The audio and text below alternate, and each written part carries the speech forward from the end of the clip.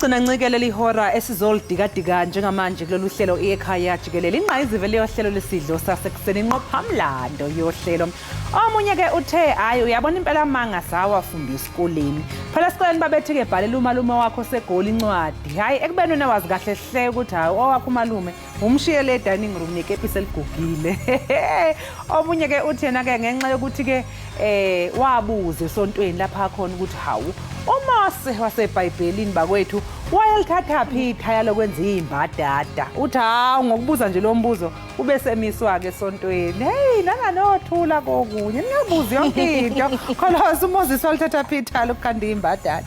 Andifundi kwaBhayibhile leyo andazi kwaMoses lowo kumnyama kum. Kufana neoutfit yeah at least nayo into emhlophe meaning that kukhona okhaya Bible mntasekhaya. All right, hayi siyaxolela bingelela umbukeli.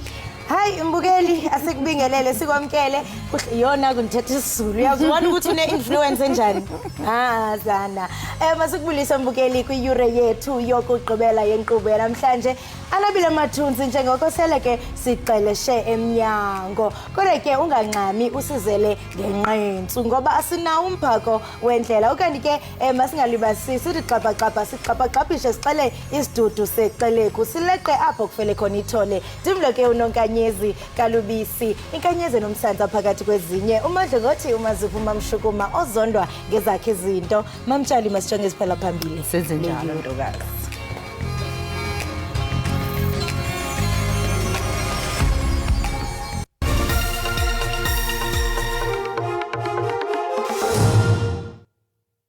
Since 2019, the department has closed and sealed 251 derelict holes and shafts.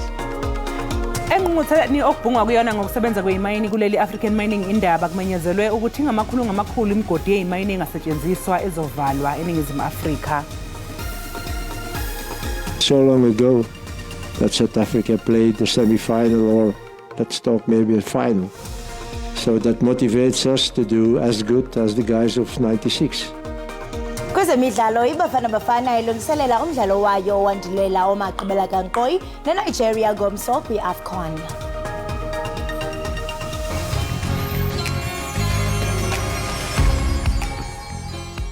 Ingaphezulu kwamakhulu amathathu imigodi yeyimayini engasasetshenziswa eNingizimu Afrika ezovalwa uhulumeni kule minyaka emithathu ezayo. Lesi simemezelo sidalulwe umnyango wezamagugambi wayo nezamandla emhlanganweni wama-30 wokubhunga ngezeyimayini i-African Mining Iindaba esingethwe enkabeni yedolobha eKapa. Zibalelo ezinkulungwaneni eziyishumi izithunywa ezithamelele umhlangano ozothatha izinsuku ezintathu we-African Mining Iindaba. Umengameli wezwe uCyril Ramaphosa uthi kusukela ngo-2019 uhulumeni usenze okuningi ngohlelo lokuvalwa kwemigodi yezimayini engasanakiwe ngenhloso yokubuyisa uzinzo kulomkhakha walokho ongamagugambi wayo. Since 2019, the department has closed and sealed 251 derelict holes and shafts. Over the next 3 years, the department intends to close a further 352 shafts. Criminal activity and the copper cable theft in particular has had a serious impact on key rail freight corridors in our country, including the supply of coal for export through Richards Bay, our coal terminal port. Labo abanentshisekelo yokungena kumkhakha wezezimayini bakhala kakhulu ngokuthi lihamba kancane uhlelo lukahulumeni ngokukhishwa kwezimvume ezigunyaza ukusebenza kwabo. Of the 2,000 applications received since beginning of the financial year, the DMR has granted 268 processing rights, it has granted 32 mining rights, it has granted 85 renewals, 184 amendments, and 190 permits. And we thought we should give you these statistics because some mischievous tenants wrote that we have not processed nothing, is zero. And this is not zero. Njengoba lo mhlangano uqhubeka eKapa, umkhakha wezezimayini eAfrika uphoselwe nenselelo ukuthi uqale uhambisana nesikhathi, ugxilise nokusebenza kwezobuchwepheshe besimanje. I-IEC namhlanje izawukhupha amanani okugqibela adityanisiweyo obhaliso kule mpelaveki sisuka kuyo.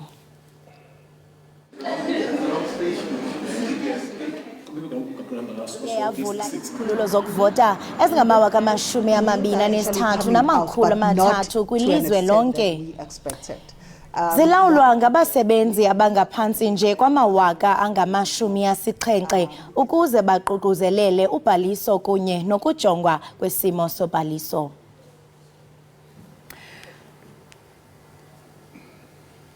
Umnyango wezempilo uhlongoza ukubukeza indlela okuqashwa ngayo odokotela kuleli kakhulukazi labo abangongoti emkhakheni emqoka yezempilo. Lokhu kusho ungqongqoshe wezempilo uDokotela uJoe Phahla ngesikhathi ephawula ngodokotela ababhekene nengqinamba yokuthola umsebenzi.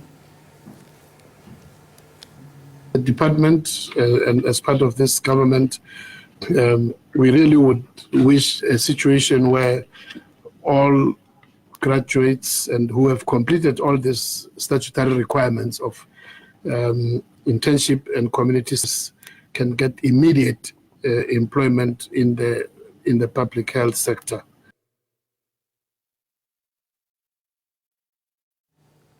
I-Action SA ithi izaxhasa iintsapho zabasebenzi abathathu bomgodi iLily Mine ababeveleleke emathunjini omhlaba. Aba basebenzi babhubha ngethuba kuzika icontainer ababesebenza kuyo ngonyaka ka-2016. Izolo begqitywa iminyaka esibhozo sukela oko yenzeka le ntlekele. Bahlanganiswe ubuhlungu nosizi lwabo.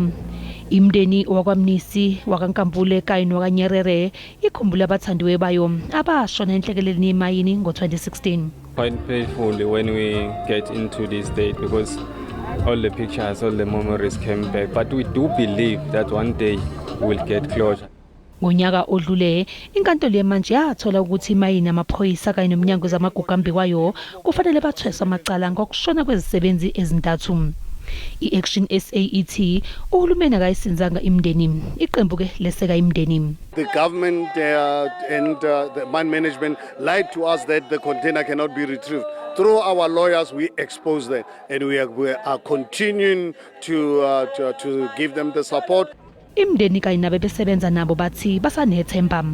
Igama lelokusinani labantwana bethu bashona mina ngine power abantwana bethu baphila. Have a glimmer of hope because we're done with the litigations, so now we are waiting for the PRPs to convene at the creditors meeting and let the creditors decide. I-Action SA kanye ne-Aquamanzi banethemba lokuthi imayini izovulwa ngalonyaka. Umnyango wezokuhlunyeleliswa kwezimilo uthuthele kwamanye amajele ezinye iziboshwa ebeyigqunywe ejele laseBrandfley ngaphandle kwaseWorcester eBoland kulandela ukuqubuka komlilo kulesi sikhungo. Ungqongqoshe wezokuhlunyeleliswa kwezimilo Ronald Lamula uthi zibaliwe zonke iziboshwa ezikhishiwe kepha ke bakhathazekile ngokuthi kungenzeka ukuthi zihogele intuthu yahlala emaphashini. uLamula kulindeleke ukuthi kahlinzeke ngemininingwane egcwele malungana nalesihlakalo khona namhlanje ekseni. Umlilo ubulokhu nje uqubuka ke ezingxenyeni ezahlukahlukene eBoland obuholele ekutheni amahlathi kuleya ndawo athungeleke ngomlilo. Umnyango wezokuhlunyeleliswa kwezimilo uthi isimo asikaphumi esandleni. Mbukeli ke ake siphosa amehlo ke sibheke ukuthi kumi kanjani ke kwisimo sezulu.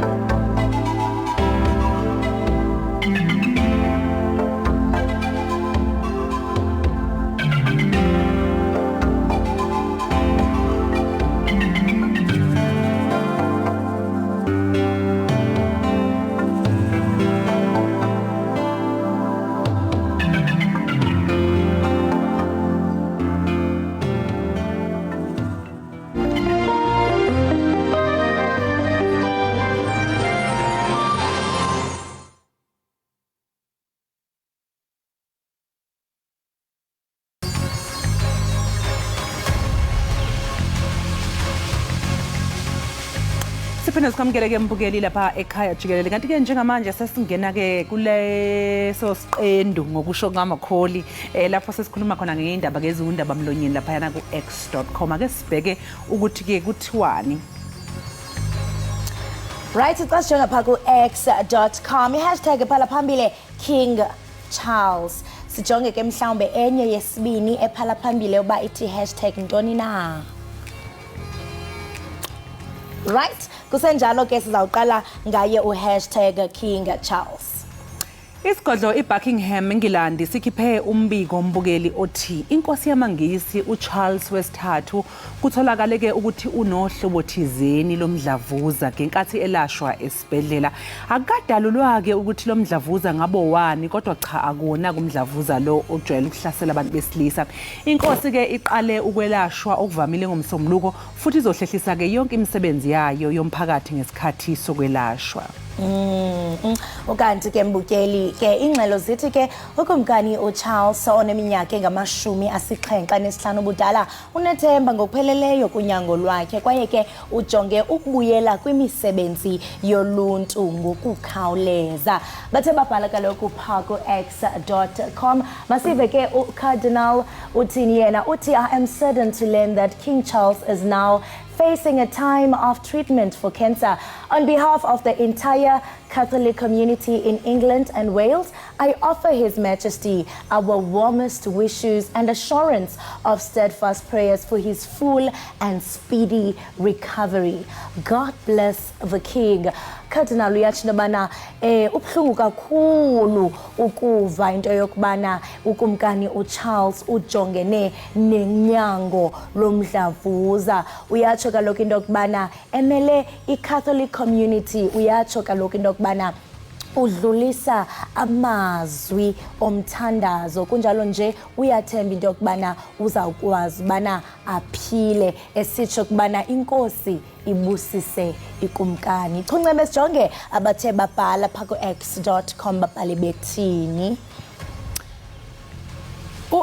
Wumi A. Adesina uthi yena, Your Majesty, dear King Charles III, I wish you a speedy and full recovery. You are in my heart and prayers. Wedlulisa nje namazwi ukuthi usengazi ukuthi ungelulama ngokusheshsha nkosi lapha yana uCharles uthi cha useyinhlizweni zethu kanye nasemthandazweni yethu. No, Mary Teresa uye wabhala sisho into yobana may God be with the King at this difficult time. Naye uphosa nje amazwi okuba kuvuseleleke ikumkani, sisho into yobana anga uThixo angaba kuye naye kula maxesha obunzima. Ake sibheke-ke i-hashtag yethu yesibili. I-hashtag yethu yesibili ke mbukeli ithi hashtag Tyla. Uyatrend uTyla. Hey, sasuka kwezibhlungu saya kwezimyoli. uTyla ewe uyatrenda mamtshali. Lena ke imvumi yalapha eMzantsi Afrika. Phumelele iwonga ke le Grammy kudidi lwe Best African Music Performance ngecawe. Le mvumi ke iphumelele ibhaso ngengoma yalo ye-Afropiano ne-R&B ethi War.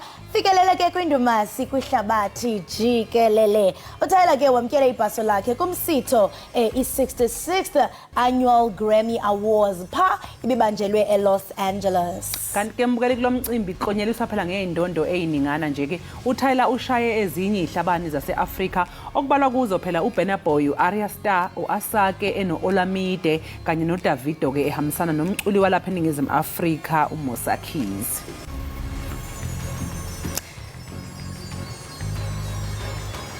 Unandi Madida kuphawulile mayelana ke nodaba u-hashtag Tyla uthi Trevor Noah is hosting the Grammys. Tyla winning a Grammy. Yeah, South Africa is the girl she thinks she is. Hayi uncoma nje ukuthi yey nathi sibalulekile siyiningizimu Afrika ubheke nje lapha kuma-Grammy. Ngapha uTrevor Noah kuyena ke ohost ama-Grammy. Ngapha uTyla uwemuka ukhala uyemuka nendondo uthi ya uyabona iSouth Africa is the girl that she thinks she is. Ake sizwe komunye ukuthi uphawule wathini. Upawulile kaloku no Solwazi Prof Thuli Madonsela esisho into yobana congratulations Tyla on the extraordinary milestone of winning a Grammy at the age of 22 and maintaining our country's winning streak and a pedestal of hope. Keep rising and raising our flag and follow young people's hopes with you. Hashtag inspiring, hashtag Grammys.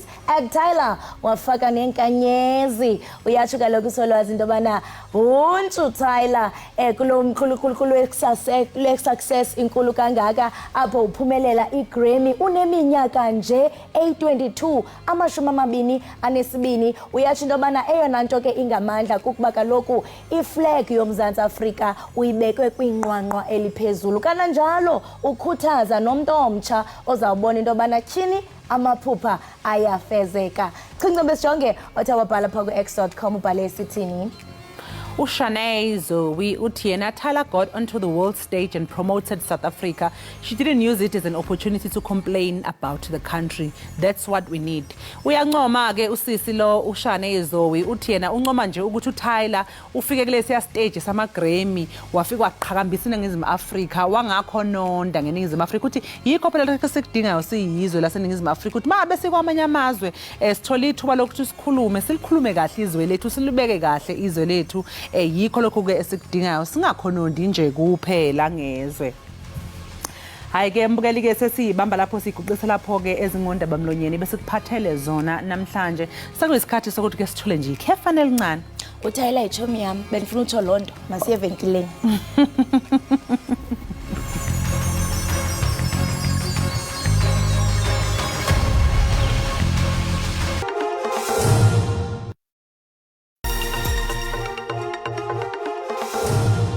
Siphinde sikwamukele mbukeli kanti mangabe singena kwezemidlalo umqeqeshi wabafana bafana uHugo Broos uthi iqembu lakhe linogqozi lokuyiphakamisa indebe ye-Africa Cup of Nations njengoba kwenzeka phela ngonyaka u-1996.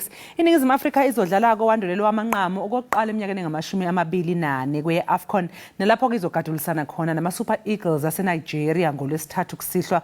Lokho kuzobe kuyimpinda yomdlalo wandulelo wamanqamu wadlalelwa eLagos ngonyaka u-2000. Kuwa-ke lowo mdlali bafana bafana yakhala ngaphansi ngamagoli 2-0 kepha-ke yabuya nendondo yethu siphela njengomthobanhliziyo emva kokuphuma isithathu kulomqhudelwano.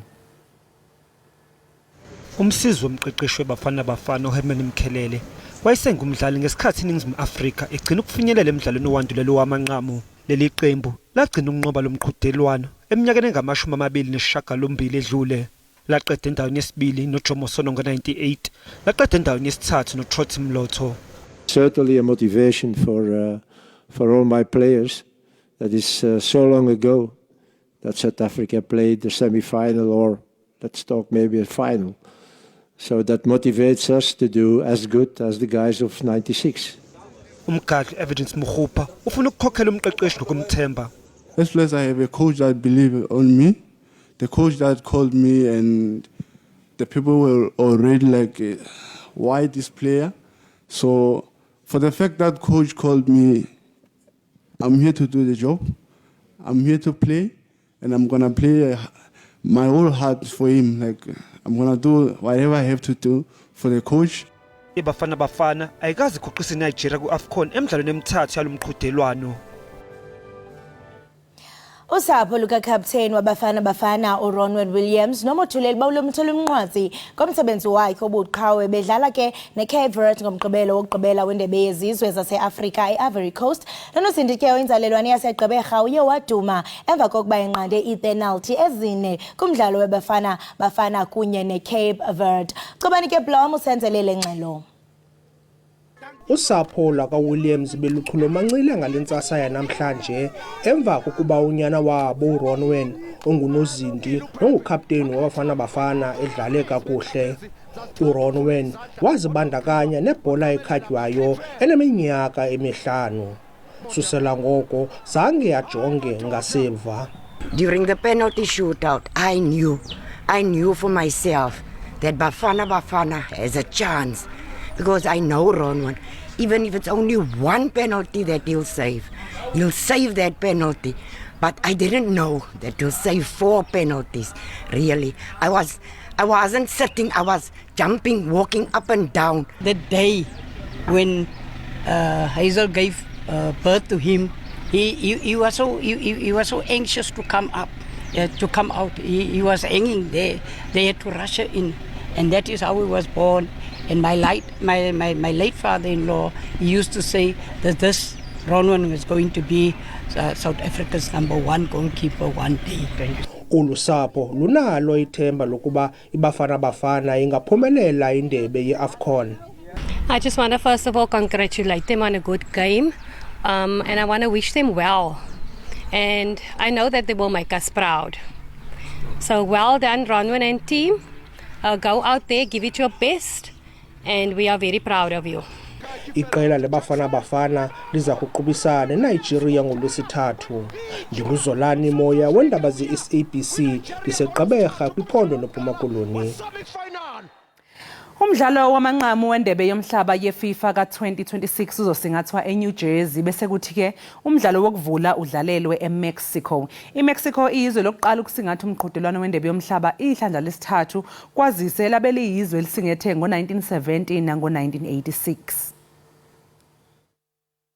Of course, being in New York, which is such a cosmopolitan city where you have between New York and New Jersey over 200 nationalities already there, celebrating and uniting the world is really something unique. I have to say, though, as well, and compliment all other 15 host cities. They were fantastic. It has been for all of us at FIFA very difficult to choose until the last minute or the last second, but I'm sure that we'll have an incredible final in New York, New Jersey, and a fantastic FIFA World Cup in 26. Canada as a whole, we have just such a incredible melting pot of people. But Toronto especially, there are just so many different cultural experiences. So when the World Cup hits, it's like everyone's on the street. Everyone is like, it's beautiful. Yeah, it's beautiful. It's a beautiful time. And I mean, obviously, there's passion in many things, but the passion in the World Cup, I think, is unmatched. Mbukelo kamanje ke siqu 8 olo sizobe emva komzuzwana.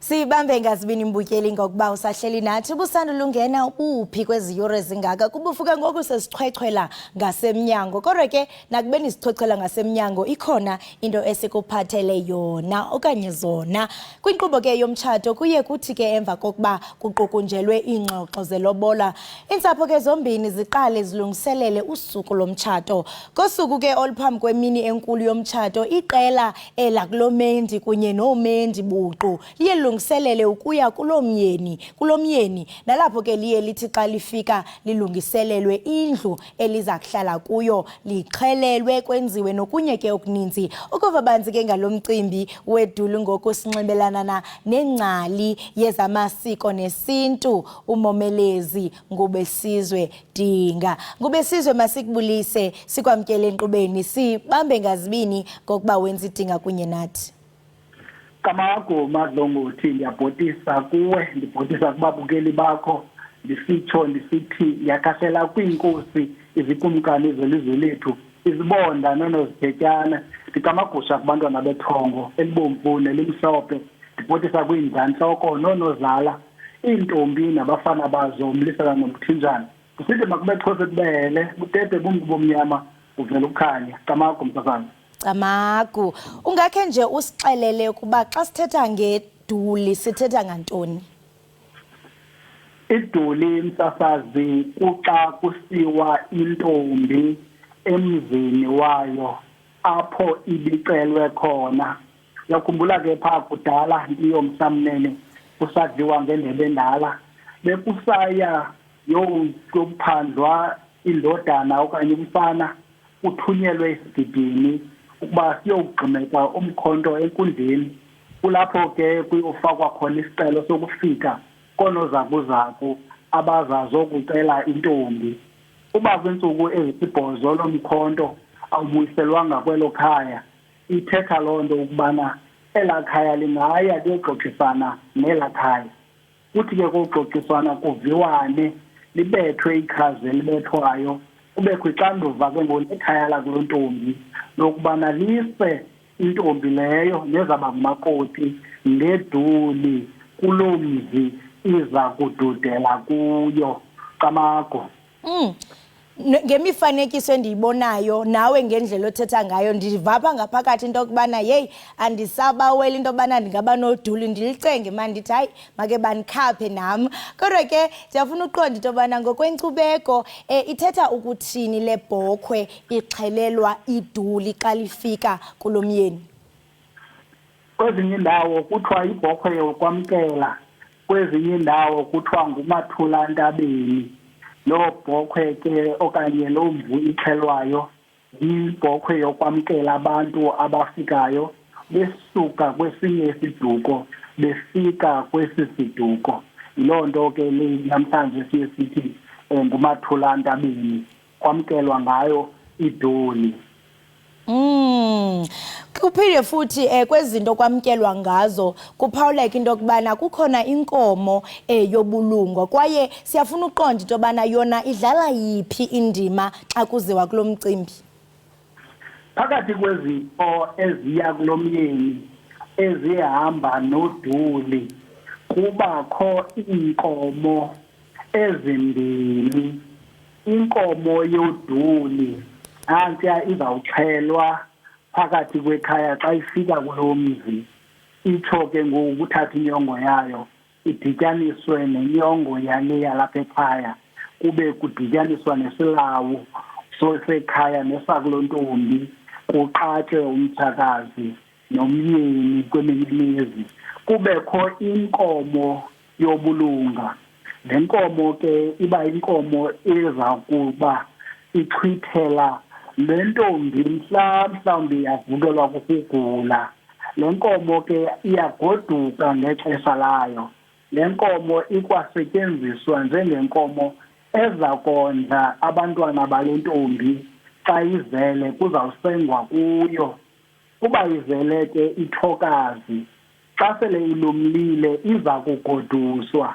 Kodwa xa izele iduna okanye ithi rhoqo izala amaduna iyawuhlala ide igugiselwe apha phakathi kweli khaya ngoba kumele ibe izala ithokazi. Yiyo ke le kuthiwa inkomo yobulunga namhlanje eza noduli kulo myeni kamakho. Ndiyarhalela uqonda ngubesizwe into yobana mhlawumbi ingaba ikhona imigaqo ekumele iyalandelwa luduli mhlawumbi xa bezawupheleka le ntombi isiya phaa kumyeni. Ingaba mhlawumbi zikhona izinto ekumele ukuthi bayazenza okanye abazenzi ukuqinisekisa into yobana mhlawumbi lo msebenzi uhamba ngempumelelo, kungabikho mhlawumbi umntu ozotyholwa kuthiwa hayi wena Nomalizo wenze ukuthi nokuthi nokuthi, nto leyo ekhokhela into yokubana izinto zingahambi kakuhle. Amagomsasazi amalungiselelo okukhapha iduli enziwa kwangeentsuku ezisibhozo phambi kokuba kube kuyahanjwa. Kulapho kuqokelelwa khona abantu, iintanga zale ntombi ezingabafana nezingamantombazana ebakwazi ukusina, bekwazi ukuxhentsa, bekwazi ukombela. Lo leyo ke kulo malungiselelo kuye kuphathwe nezonka, kuphathwe ukutya, kuphathwe imitshayelo namaphupho. Zonke ezo zinto kuhanjwa nazo, kuculwa, kusombelwa apha endleleni. Ze bathi bawukufika ke kuloo mzi, xa sele bemkeliwe banikwe mzi wumbi ongenguwo lona ulapha baze kuwo, kuzawududelwa kuwo.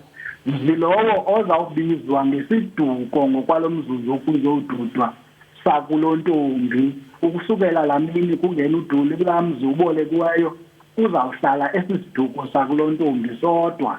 Kulapho ke kubakho imiqathango nemithetho yokuba aba bakulo myeni abavumelekanga ukungena phaa. Ukuba ungenile umntu uyabanjwa adliwe, kukhutshwe loo nto ikhutshwayo. Ukanti ke naba bakulo ntombi abavumelekanga ukungena nakanjani na kwelaa cala lakulo myeni. Uba ubanjiwe ke ngenxa yoba ethe wathi umqombothi wabhadulela kwelaa cala uyadliwa. Ayonto ke noko eqinisa sandla leyo, yinto eba ngumdlalo omnandi phakathi kwamakhaya amabini. Kuzanywa ukwaziswana ngcono, kuzanywa ukwaziwana ngcono abakhozi ngaloo ndlela. Camakho. Ewe Xhosa usathetha ngobudlelwano obuqiniswayo apha kuzanywa indlela zokubana esisibini sazane ngcono abakhozi nabakulontombi. Ndiyafuna uqonda zobana lo mcimbi uluncedo kusini na eqinisweni kubudlelwano phakathi kwezintsapho zimbini. Sentsho yona ndima esingajonga ingakumbi ekwakheni kobuhlobo ithini? Qabakho msasazi. Phakathi kwezinto ezilahlekileyo laa nkomo iza neduli isuka kulontombi okubalulekileyo kuwo iza njengeyeza lokwendisela le ntombi. Uyawukhumbula ke igama elithi ukwendela ligama elithi ukutshona ngakumbi kuloo ndawo. Uba ke mhlawumbi wawukhe wawomba amagonsi mbukeli uzawukhumbula ke kuthiwa igonsi ungalombi ufulathele impuma ngoba liza kwendela ungangalifumani litshone ngakumbi. Apho ke ndiyakhona ke laa myongo ikhutshwa kulaa nkabi yalaa nkomo ize noduli izawuxhelwa yiyo ezawubethelela ihamba nesilawu sakuloo ntombi.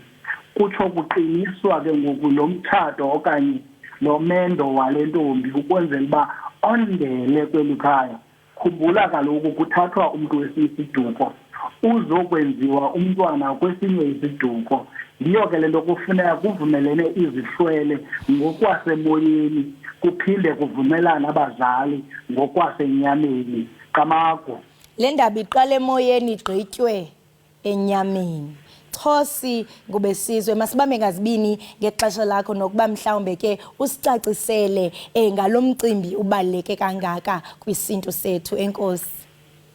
Qamago mazongothi ndibulele kuwe, ndibulele kubaphathi base-SABC, ndibulele nakubabukeli bakho makube Xosi kubele. Xosi yabulela ilali. Lo mbukeli besithetha naye ibinguye kaloku umomelezi ngubesizwe Dinga besicacisela ke banzi malunga neduli kunye nako konke okulingqongileyo. Hayi mbukeli siyabizwe emvo masisabele mzontsundu siphuphume izinto zethu. Masiriqhuke sibhatala amatyala ungagungqi sekuninzi akho kuninzi kodwa ke khona into esikuphathele yona ungagungqi.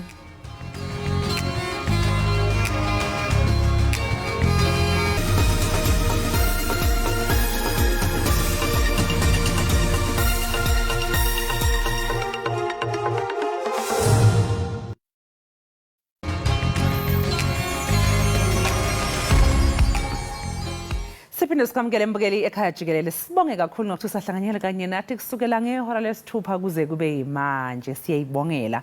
UNontombi Luthuli umbhali waseNingizimu Afrika oxoxa ngohambo lwakhe lokunqoba ingqinamba zempilo ngokusebenzisa okuhle, uthando kanye nethemba encwadini yakhe.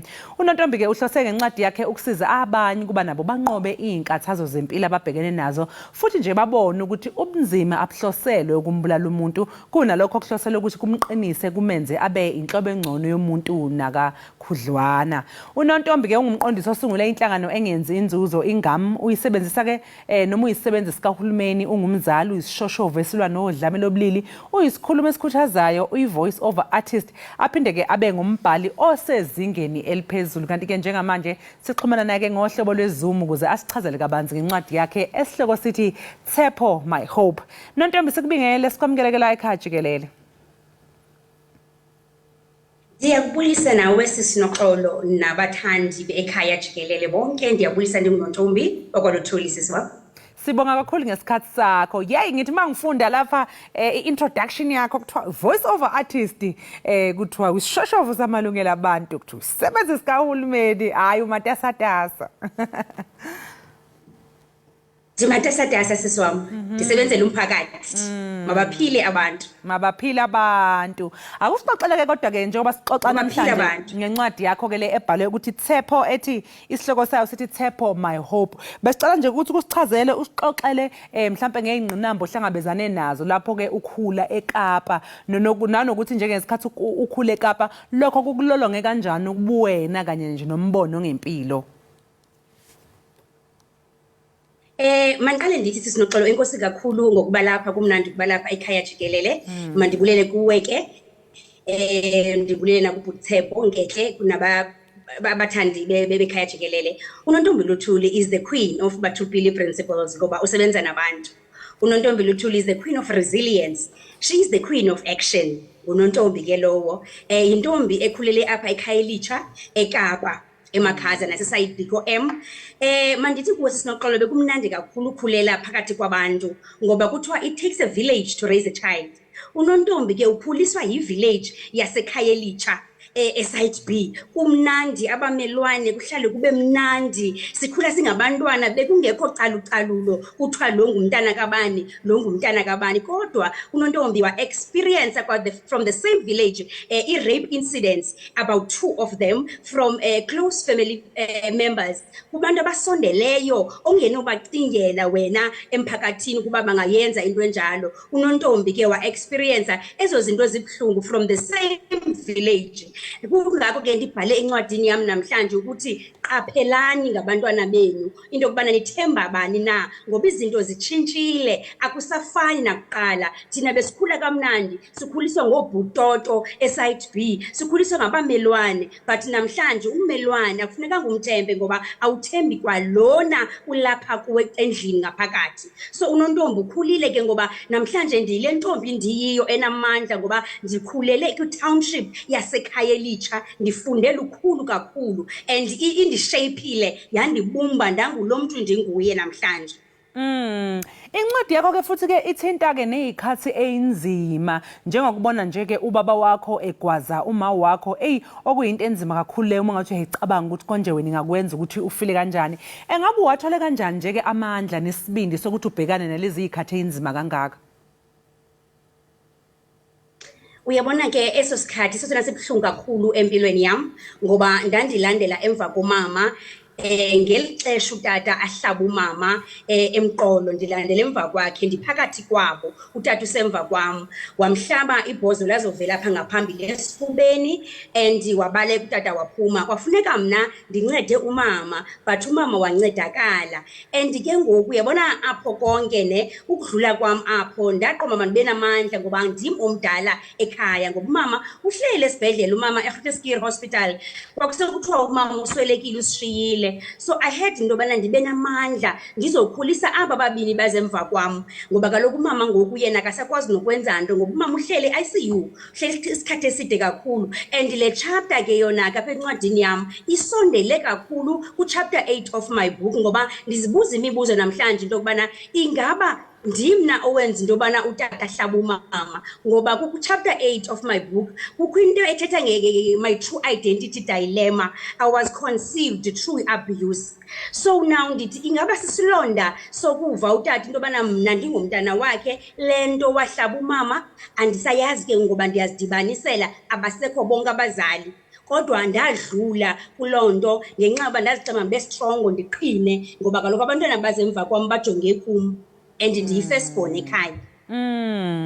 Kodwa ke sisi unontombi ongekho lula amasiko ongekho lula. Sisi nontombi ngiyacabanga ukuthi noma vele kwakumele ukuthi uqine ngoba nakho kunezingane okumele ukuthi uyigade kodwa kubalekile nokuthi nawe uthola ukulapheka okuthize some healing of some sort. So ungasho mhlawumbe ukuthi ukubhala incwadi lokhu kuyenye yezinto mhlawumbe ezikusizile ukuthi ukwazi ukudlula kulezi zikhathi nokuthi ube nokuxola ngaphakathi kuwe.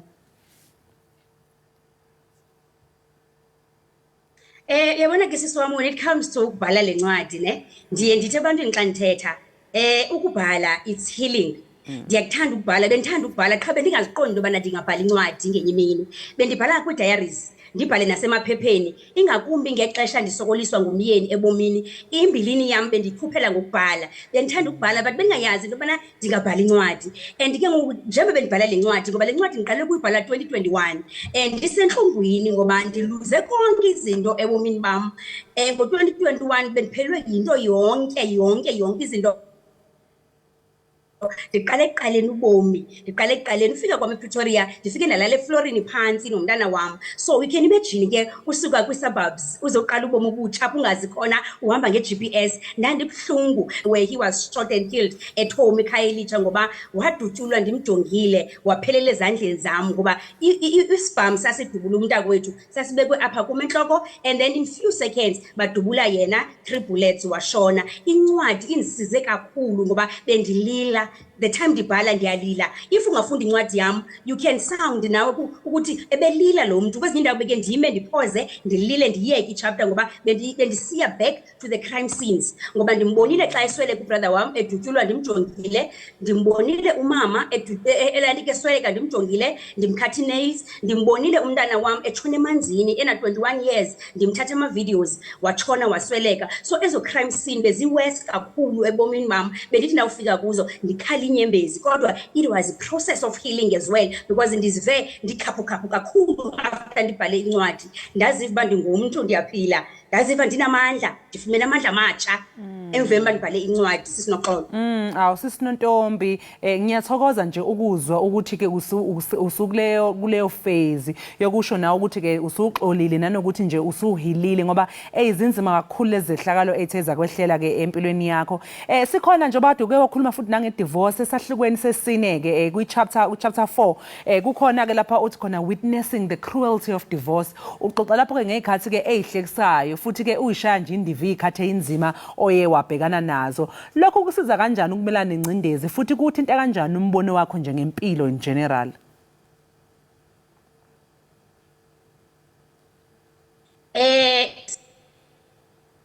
Sinoxolo kube buhlungu kakhulu ngoba ndandingaqondi into omnqweno wami futhi ndandingafuni nowami umntana adlule kuyo ngoba ibuhlungu i-divorce. It affects abantwana bethu. I-divorce ewe thina iyasi-affecta kodwa kakhulu i-affecta abantwana, iyabalimaza abantwana, ibophula umphefumlo, ibophula inhliziyo. Umama notata the time bedivorca ndandimncinci, ndandibuhlungu sisinoxolo ngoba indlela esenzeka ngayo ndandibukele ndingazazi uba mandiyephi. Ndandithi ndikumama ndithi ndikutata, as a result ndaphela ndihlala nogogo ngoba ndandithanda bafuni bobabini ngoba bayalwa bayathukana, ndibukela i-abuse, kukhutshwa amazwi abuhlungu amabi. Kodwa namhlanje nowam umntana is going through the same. Kuba mna ndandingayifuni, ibuhlungu i-divorce sinoxolo, ibuhlungu kakhulu. Ndiye ndithi ebantwini sukunyamezela, ndiyavuma mntana sekhaya, sukunyamezela ukuhlala apho ungathandwa khona, apho ungaxatyiswanga khona, apho ungena value mntana sekhaya, sukuhlala, phuma mntana sekhaya. Xa luphelile uthando phuma, kodwa uzuyazi into yobana abantwana iyaba-affecta kakhulu, iyaba-affecta mntana sekhaya. Yile nto ndisithi xa ndithethayo sisinoxolo into yobana ndiyacela abazali abantwana mababaxelele ngoba thina zange saxelelwe ekhaya. I'm one of those people abangazange baxelelwa ngabazali uba kwenza kantoni. Ndandizibukelela nje ndibona okay apha kuyohlukana, kuyathukwana, kuyaliwa. Zange ndayifumana laa chance yokwazi uba kwenzeke ntoni, kwenzeka ntoni mama notata, because ixesha liyatshintsha, abantwana bayabona ukuthi kwenzekani, and ke ngoku iyaba-affecta mentally yonke le nto yenzekayo phakathi kwabazali. Now if awuhlali phantsi nomntana ukuba umvulela isifuba naye avula isifuba, iyamonzakalisa umntwana. Hence ke ngoku unontombi yena ndiye ndahlala phantsi nowam umntwana, ndahlala phantsi umntanam ke nguThebo. Ndahlala naye phansi, ndahlala nezi-step children zam ndazibeka phansi, ndabaxelela nantsi imeko bantwana bam, ningayiboni nje nizibonela okanye nive esithubeni. Ibalulekile laa nto, ibalulekile enzela uba umntana uyambona into yobana okay iyonzakala, umse kwi-counselling naye ngoba siyabalibala abantwana sibashiya ngemva. Iyingozi ke sisinoxolo loo nto. Mangabe siqhubekela ke ku-chapter 5 kukhona laphayana uthi the woman in blue. Ngabe ubanikele wesifazane nanokuthi nje wakusekela kanjani empilweni? Wow, yabona ke lo chapter sisinoxolo. Uyabona xa sithetha ngaleli chapter ndizive ndinegugu ukubone ngoba unontombi I was shaped and sharpened by South African Police Service, amapolisa. Unontombi the woman in blue ndithetha ngam unontombi the journey yasebupoliseni. Ndajoyina amapolisa ndina 21 years old, ndimncinci sisinoxolo.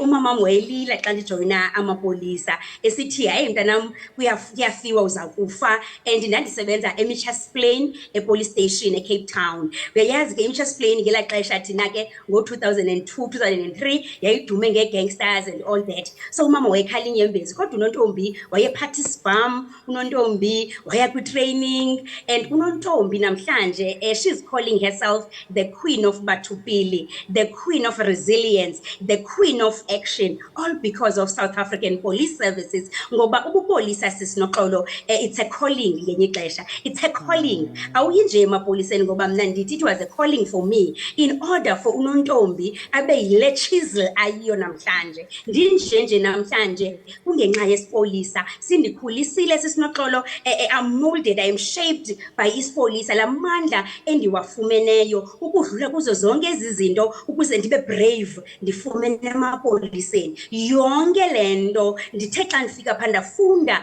indlela zabantu zokuphila, different people abalapha eSouth Africa. Yiloo nto ke ngoku ndiyi-queen of bathupili ngoba ndiyamazi umntu, ndimazele esipoliseni. If ndandingayanga ekholeji yamapolisa ngendingengonontombi ndinguye namhlanje, ndifunde a lot of things esipoliseni. Yes, abantu bathetha mhlawumbi negative ngobupolisa, kodwa ndifuna ukuthi mna ubupolisa bundikhulisile, bandishape namhlanje. Even my career journey inhle kakhulu ngoba ndifundile, ndafundiswa. But ke again ilapha kuwe ke sisinoxolo into yobana uzawufika emapoliseni uzipholise uthini, ngoba ndafike ndazipholisa ngokuba ndingene emapoliseni nge-license, i-matric certificate only, kodwa namhlanje ndine-degree, ndafike ndaqhubekeka ndafunda. Yile nto ndisoloko ndisithi kubantu abancinci, wherever you are, kulo msebenzi ukuwo mntanasekhaya, ziphushe so that ukwazi into yobana ube yi-expert akusebenza khona. Wena ngokwakho develop yourself, empower yourself. Soloko ndiba-encourage kanjalo. Sufika uhlale emapoliseni ngenxa bakho kwisalary, funda different angles, different careers ukuthi uzokwazi la mapolisa into yobana